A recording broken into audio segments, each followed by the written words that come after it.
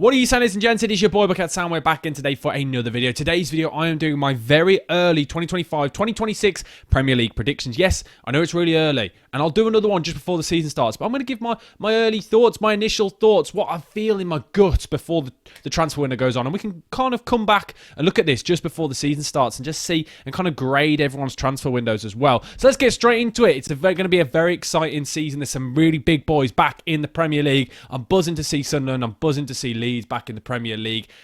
Just exciting. And a new look Burnley as well. Very, very different to the side that we saw that last came up with Vincent Kompany. But let's get straight into it. 20th spot for me, I'm going to go Sunderland. Now, I feel like it's a very obvious one to suggest. Like, in recent years, we've seen some sides come up and they've really struggled. And I think Sunderland are going to be like that as well. They're a very young, inexperienced side. There is really nobody in there that I look at that I think right this very second can drag this team by the scruff of its neck on their own. They've got some good individuals, but I do think kind of especially when you look at that second half of the season, the Championship, it was really poor. Yes, they did really well in the playoffs, and whether you think it was deserved or not, they got through in that final. It was a great performance in that second half. They kind of really just had to really dig in, and then in the moments that they had, they took it like that, and it was incredible. But I look at Sunderland, and I do worry for them, especially with Joe Bellingham going out. I'm excited to see whether they can keep hold of Chris Rigg. If they can keep hold of Chris Rigg, I think that'll be a really big side. And I know they've just made a signing of the loan player from Roma as well.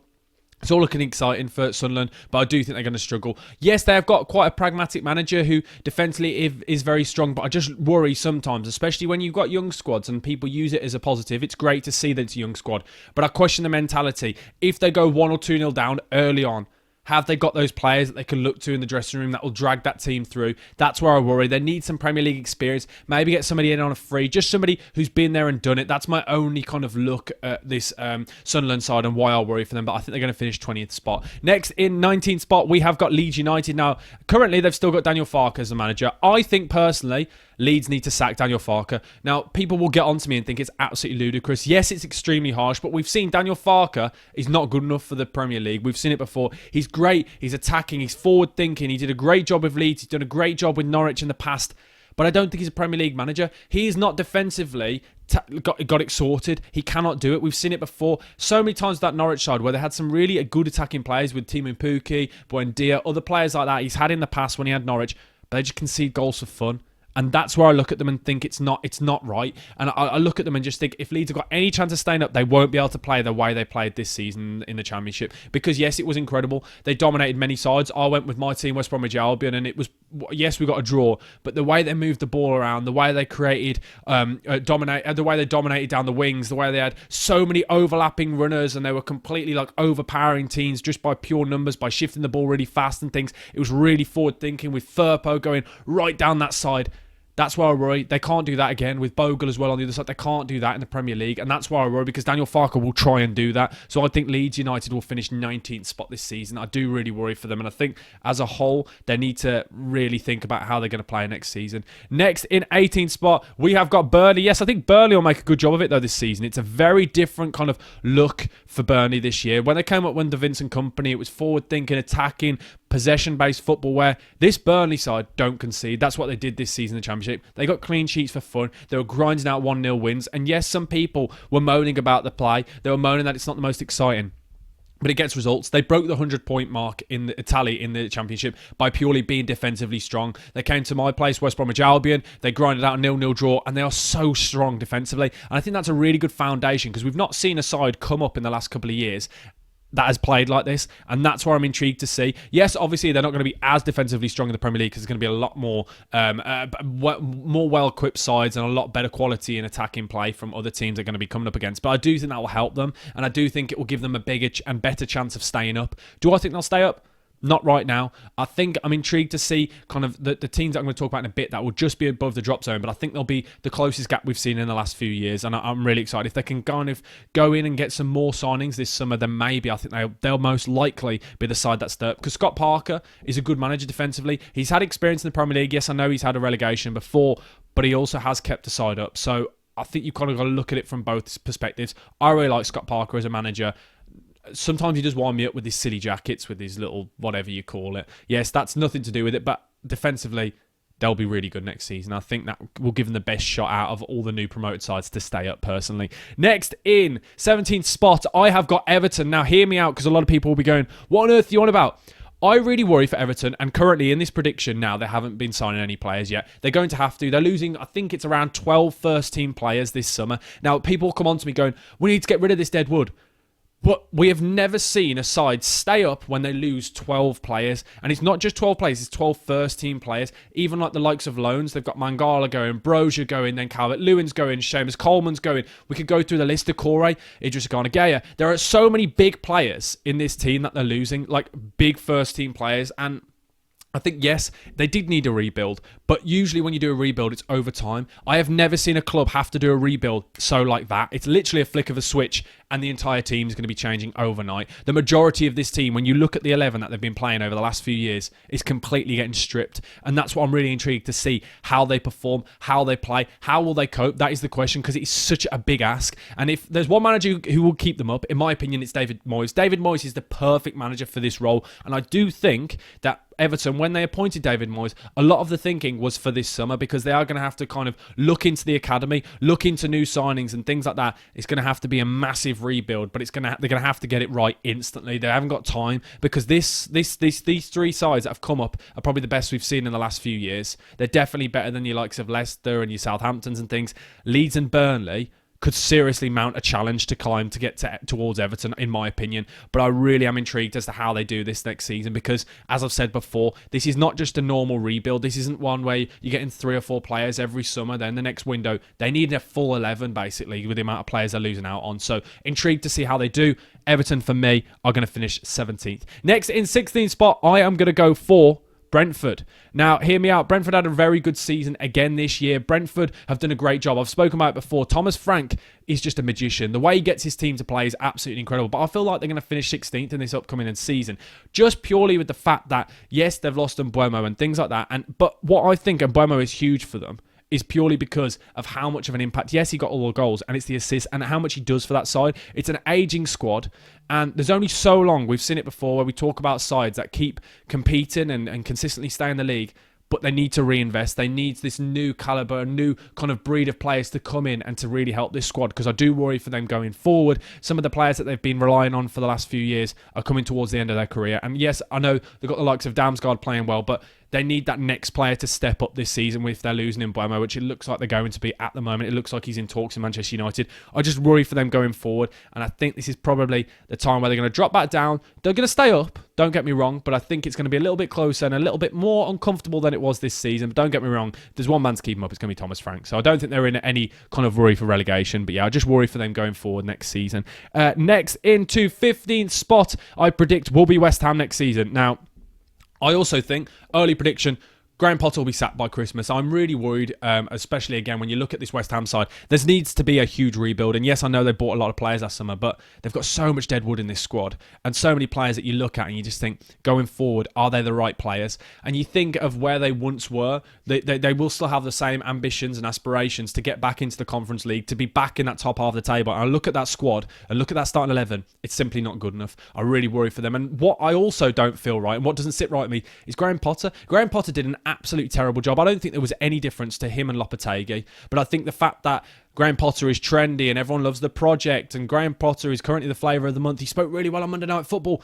Everyone gives him a lot more time, but I think that time will run out after he has a transfer window. And if he carries on playing the way he did with so many defensive players, it's not going to work out. I really worry for them next season. I think, again, it's going to be another torrid season where you look at it and it's just going to be one to forget for West Ham. But going forward, there's a big job there, and I'm not sure Graham Potter's the man. We saw what a lot of Chelsea players come out and said, and he struggled with egos and things like that. When it's going to be like when he was at Brighton, it was a real feel-good side. It was all great vibes. The dressing room, I imagine, would have been great. This West Ham dressing room, from what we've seen with Fulcrum and things, is toxic. And I'm not sure Graham Potter is the man to be able to get a room to listen to him. I'm just not convinced by it. It gives me substitute teacher vibes. Great vibes when everything's going good, but when we actually need a result, I don't think he's the man. So yeah, I'm really worried for West Ham next season. I think they're going to be in and around again in another relegation. Oh my word, nearly just choked then on the air. I think they're going to be in again, round in a relegation scrap. Next in to 14th spot, I'm going to go for Wolverhampton Wanderers. Now, Victor Pereira did incredible with Wolves. The way he came in, they were in a relegation scrap, and he just completely just got them out of it instantly. They went back to basics, and I think that's what he'll do again this season. Nothing too exciting, nothing too extravagant, but you know what you're going to get with this side. They're defensively a lot more strong when he came in, because that was one thing under Gary O'Neill they couldn't do. They were awful with conceding goals from set pieces. He's come in, just completely calmed that down. They're really a lot more defensively strong, and players like Agbadou came in, have been an absolutely incredible player. Yes, I know they've lost Matthias Cunha, but I do think an unsung hero in this Wolves side is Strand Larsen. I'm intrigued to see how he does next season. I think he got 14 goals in the Premier League in the end. Great.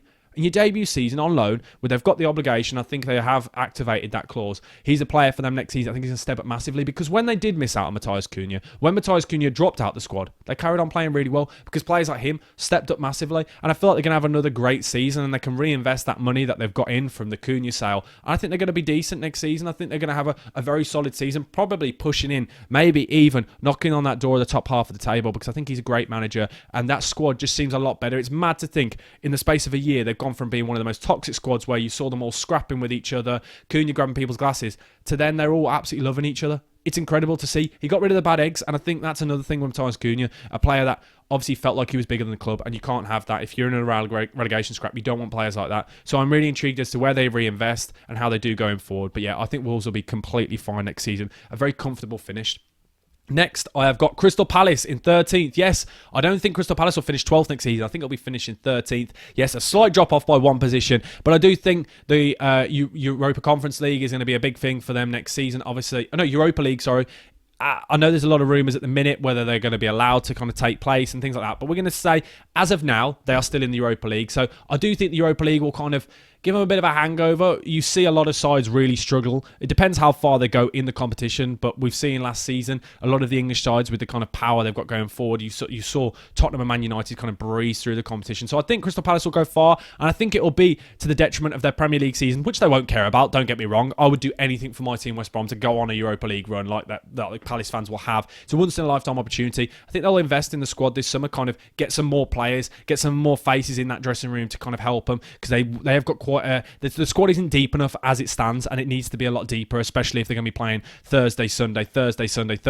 But I really hope they do well next season. I think the kind of firepower they've got regardless will definitely keep them up. They're not going to be in a relegation scrap at all. I think they're going to drop slightly into 13th. Not too bad a season next season for me, in my opinion. Next, in 12th spot, we have got Fulham. Now, Fulham...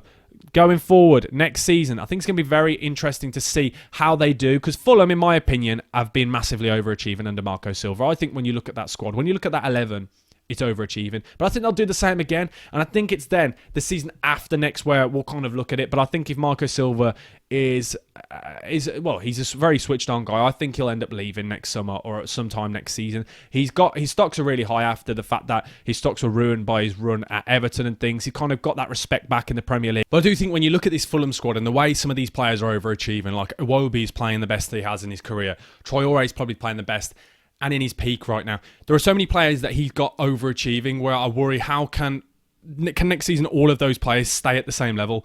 Who knows? But I think they've had a great season this season, and it's obviously their best ever season just gone. Highest ever points tally. So I think they're going to have a little bit of a drop-off into 12th spot. Probably not get as many points as they had done last season, but still a very solid season inbound for them, in my opinion. Now into 11th spot, I think will be Bournemouth. I think Bournemouth are going to have another pretty solid season. I think they're going to, again, perform pretty much the same as how they did last season. I can't see how they would drop off. They've got a young, quite exciting squad with a great young manager as well. I think this side is really suited to Bournemouth. I think what they've been building, the way they've been investing, especially that money they got from Solanke, has been absolutely incredible. And I imagine they will spend again, because the investment that they've had in recent years has been absolutely incredible. They're building a really good side that's really well-drilled, well-oiled system that is constantly improving every year. And I think, again, they're going to have another very solid season with Iraola. I think we've kind of seen maybe the peak of them this season in and around mid-table. I can't see them really pushing on and kind of pushing towards those Europa League spots or the Europa Conference League spots, but I think they'll be in and around in contention. I think they'll pretty much finish again next season,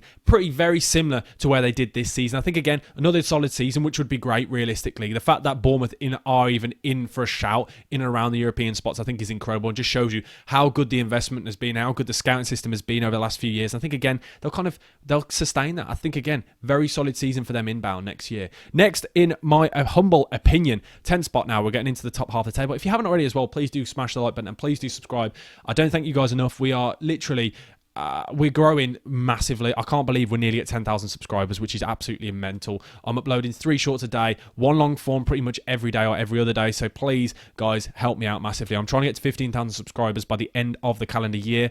I don't think it's realistic, but I can only do it with your guys' help. And click the links down below to all my socials. Right, let's get back into it. The top 10 now. I think 10th spot will be Nottingham Forest. Now, I think there'll be a significant drop-off compared to last season, but I do think they're still a very good side with a good manager, and I think realistically it can go one of two ways. I personally think they'll kind of drop a little bit, but I don't think they'll drop just as much as a lot of people think, because a lot of people are saying they're going to be towards the relegation scrap. I can't see it having that much of an effect on them, because we've seen the buying power this side has, and they will go out again this summer, I imagine, and buy a lot of players to get this squad a lot deeper than it currently is. But it just shows you, in recent years, their recruitment has been incredible. Some of the players that they've bought, yes, I know a lot of these players have been overachieving, but I can't imagine there's going to be much of a drop-off. They're going to carry this kind of form on, and I think they'll finish in the top half of the table. Just about. I think they'll have another good season under Nuno. I can't see him being sacked. I know there's a lot of murmurs and things, and I think a lot of people are getting a little bit over the top with the whole thing with the owner and things like that. I think we all just need to calm down a bit. I think they'll have another good, solid season. Yes, they'll find out a little bit towards the end of the season, but still, they had a great year, and I think they'll have another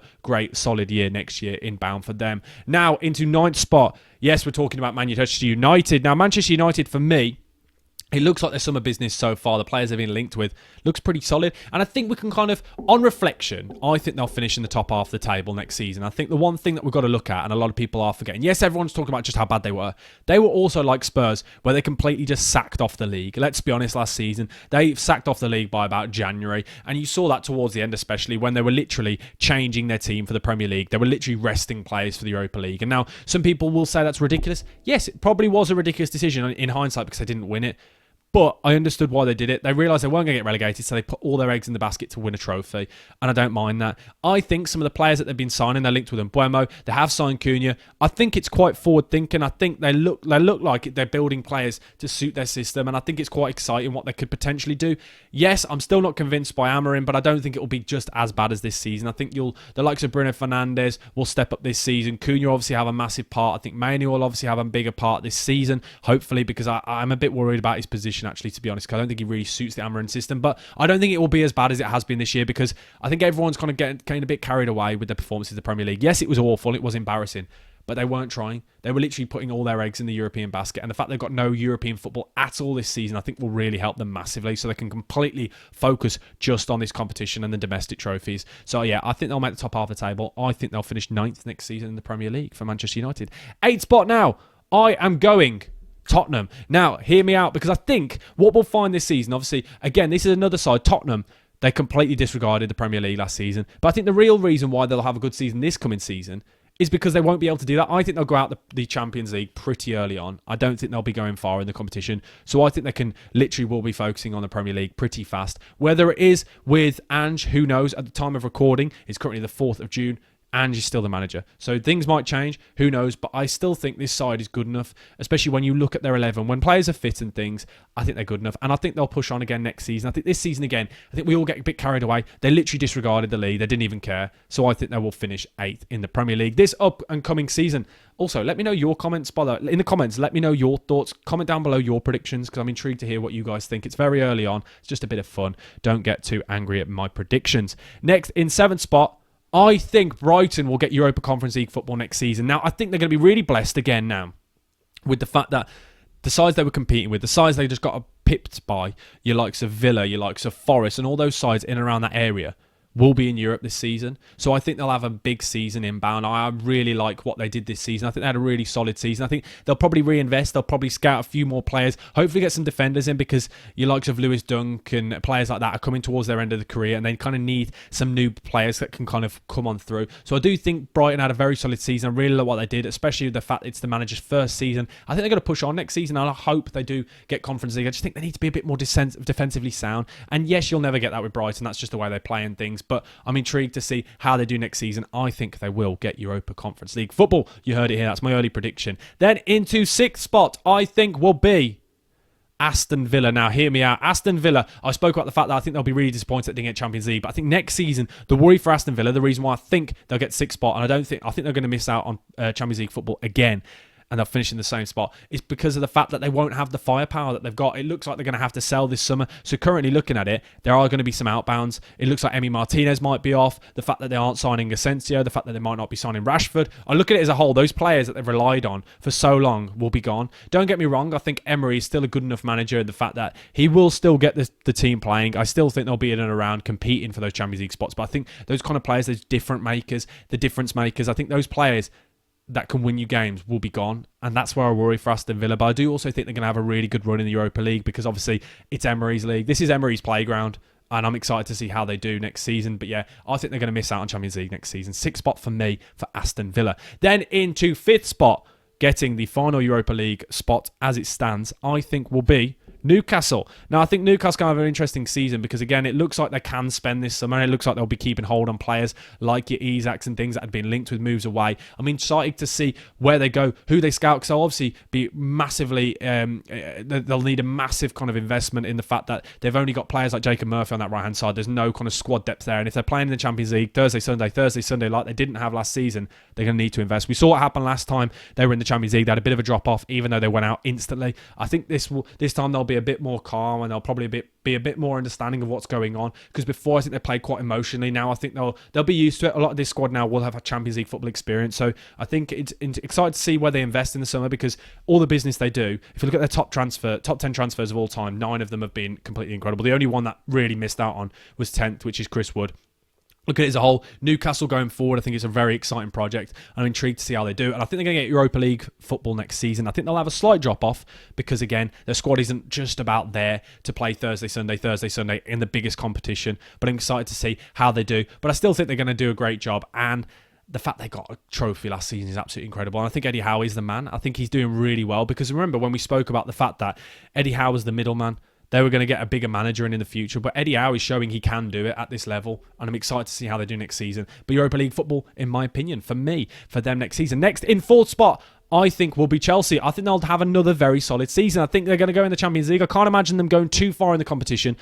It's a very young squad, and I think a lot of those players that have been a bit up and down, their form kind of dropped in and out and kind of thing. I think they're going to be in 4th spot this season and come in. But I think they're going to be, the fact that a lot of these players now are getting slightly older, you'll find that they'll be a bit more consistent. They won't be as rash, they won't be as erratic and things like that. And we'll see a bit more of a consistency from this side. And I'm excited to see how Maresca does in his second season. But yeah, I think they're going to have a great season. I can't see them going too far in the Champions League, but I still think 4th will be a great job for them. And I think, again, it's the following season when we'll really judge this side, because a lot of these real youngsters now then will have a few years under their belt of Premier League experience. And I'm excited to see how Delap does for this side. Exciting for the fact that Nicholas Jackson will have somebody to compete with him at the top spot for that number 9. But yeah, 4th spot for me, in my opinion, next season for Chelsea. Now, into 3rd spot, I believe, will be Arsenal. Now, I really worry for Arsenal coming up next season. I worry for Arteta. I think he will get the sack next season. That's my humble opinion. I think you look at the way everybody else is investing. Liverpool will be making some really good transfers. Man City looks like there's an incredible rebuild going on.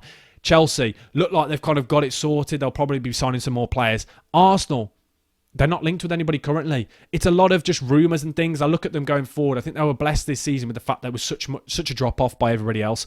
Arsenal can't rest on their laurels. They can't stay where they are. They've got to invest. They've got to forward think. They've got to try and push on. Because if you just kind of are happy with where you are, happy with competing second, when everybody else is rebuilding and everybody else is investing, they're going to leapfrog them. And that's what I think is going to happen next season. I think Arteta, there's going to be a lot of questions asked if they don't get a trophy next season, whether it's a domestic one or not. He needs to win something. I think this will be his final season. And this is the time where the fans are at a crossroads. Fans are already turning. And I think next season will be the biggest moment of his Arsenal career. This is now where the project, how long can this project go on for? Yeah, I think they're going to finish 3rd. And then in 2nd spot, I think will be Manchester City. I think Manchester City will have another very solid season, but I think they're just going to miss out to Liverpool, who I believe will be top of the table yet again, back-to-back trophies. I look at Liverpool's investment, by the way, and I think it is absolutely incredible. The way they're doing their business so fast, same as Man City, and that's what I love about the two sides. When they do their business, they just get it done. It doesn't take long because of the power and the way they just go at their players. When you look at the likes of Arsenal and things, and there's rumours, Man United rumours, Man City, Liverpool, deal done. instantly. We're literally at the start of June and both of them have already made signings, which is just incredible. And it looks like both of those sides are going to be absolutely incredible next season. But I just about think Liverpool will just about pit them next season, just purely because their starting 11 now is going to change too much. And I think we've kind of seen they've got the foundations. I think Man City, again, they'll compete, but I don't think they'll win it next season. I think Man City will be then the season after. I think Man City, with the fact that they're signing a lot of youthful players and things and they're going through that rebuild, I think it's just a little bit too early, whereas Liverpool are in the perfect time. They're just adding those extra little players, extra bit of spices to that meal that's already been cooking. So I think Liverpool will win the title next season. But there you go. There is my Premier League 2025-2026 early predictions. It'll probably change. I will do another one before the season starts. Don't you worry. But let me know your thoughts early on. Do you agree? Do you disagree? Let me know down in the comment section below. And if you've enjoyed this video, please smash the like button and please do subscribe. It helps more than you can imagine. And click all the socials down below. Join my Instagram channel. Join everything you want. Discord. They're all down there. Have some fun. And hopefully everybody has a lovely summer. And I'll see you again tomorrow for another video. Peace. Ta-ra.